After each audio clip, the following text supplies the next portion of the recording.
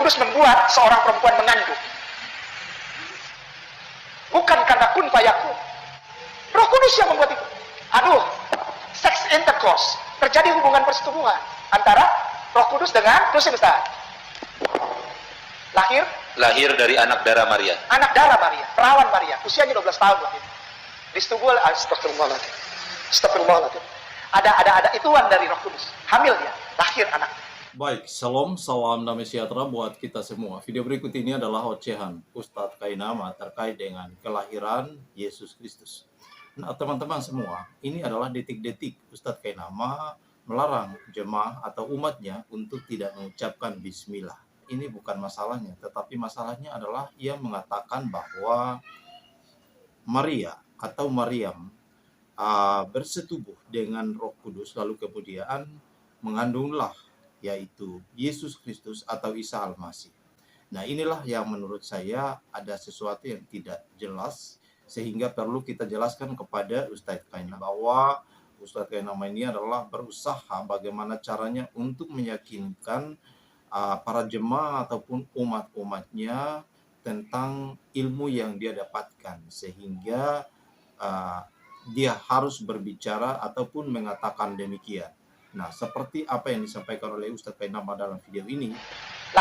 Lahir dari anak darah Maria. Anak darah Maria, perawan Maria, usianya 12 tahun waktu itu. Disetubul, astagfirullahaladzim. Astagfirullahaladzim. Ada ituan dari Roh Kudus. Hamil dia, lahir anak. Yang namanya Yesus Kristus.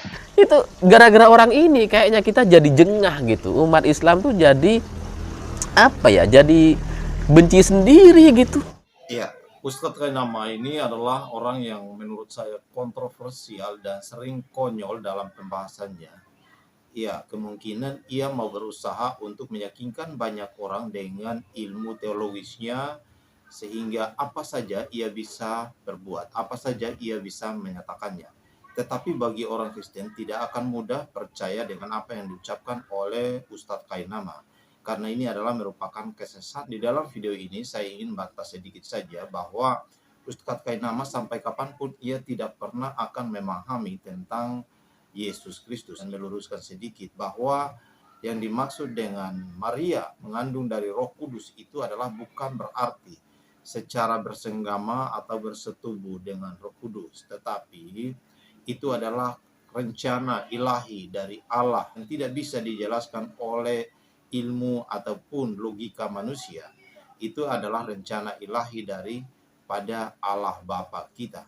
Kita perlu membantah dan meluruskan kesesatan Ustadz Kainama. Ya, Ustadz Kainama ini menurut saya tidak layak, ya. Karena kalau berbicara ataupun ceramahnya seperti ini, maka akan menimbulkan banyak pertentangan. Seperti tanggapan di dalam video berikut ini. Jangan bismillah, itu beda. Oh iya. Enggak, maksudnya bacanya jangan pakai bismillah. Biasa aja. Bukan setiap orang yang surga. Terima kasih Ustazah. Kudus membuat seorang perempuan mengandung. Bukan karena kun fayakun. Sedangkan Al-Quran menyatakan Isa ibnu Maryam, Yeshua HaMashiach, Yesus Kristus itu jadi karena Allah bilang kun fayakun. Dia bilang apa? Roh Kudus yang membuat itu. Aduh, sex intercourse, terjadi hubungan persetubuhan antara Roh Kudus dengan dosen Ustaz. Lahir dari anak darah Maria. Anak darah Maria, perawan Maria, usianya 12 tahun waktu itu. Disetubul, astagfirullahaladzim. Astagfirullahaladzim. Ada ituan dari Roh Kudus. Hamil dia, lahir anak. Yang namanya Yesus Kristus. Itu gara-gara orang ini kayaknya kita jadi jengah gitu. Umat Islam tuh jadi apa ya? Jadi benci sendiri gitu. Kita kalau ngelihat teroris itu kan nggak sesuai dengan kita gitu kan. Tapi mereka kan mengatasnamakan jihad, fisabilillah dan sebagainya.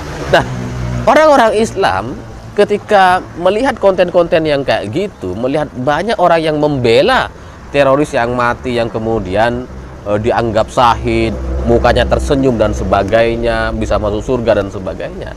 Itu kan nggak sesuai sama banyak orang. Saya aja terus terang gitu ya. Saya terus terang kayak malu kadang-kadang dengan mereka ini gitu. Bahkan saya kadang, kok gini ya umat Islam di Indonesia gitu ya. Kadang-kadang sampai malu tuh, cuma karena saya yakin dan saya punya ajaran agama Islam yang benar gitu ya, dan saya melihat mereka itu salah semuanya. Jadinya saya tetap dalam ajaran agama Islam. Tapi yang di luar saya, misalkan orang-orang yang nggak belajar nyantri, nggak belajar kitab-kitab gitu ya, terus kemudian mereka ngelihat kelakuan ulama-ulama Islam di Indonesia yang ngejek-ngejekin agama lain, yang di salibnya ada jin kafir katanya. Itu kira-kira kalau kalian nggak belajar ajaran agama Islam yang bener, yang kuat gitu ya, dan baca banyak kitab, itu saya pikir kalian juga akan jengah dan saya nggak sesuai dengan agama ini, pasti itu. Ya karena ya siapa sih yang mau keburukan di dunia ini, kan nggak ada yang mau gitu ya. Sementara ustadz-ustadz kita ada banyak gitu, ulama-ulama Islam di Indonesia gitu ya, yang dikatakan ulama itu cenderung memprovokasi, jelek-jelekin agama lain, dan itu nggak sesuai dengan nilai-nilai kebaikan kita sebagai manusia gitu. Makanya kemudian kayaknya gara-gara ini, gara-gara teroris, ulama-ulama oknum itu, ustadz-ustadz yang ceramahnya radikal itu, jadi banyak orang pindah ke Kristen gitu, karena di Kristen jauh lebih kondusif gitu. Islam mandek jegrek, jalan di tempat, ditinggalkan yang lain. Goblok, lolak, lolok.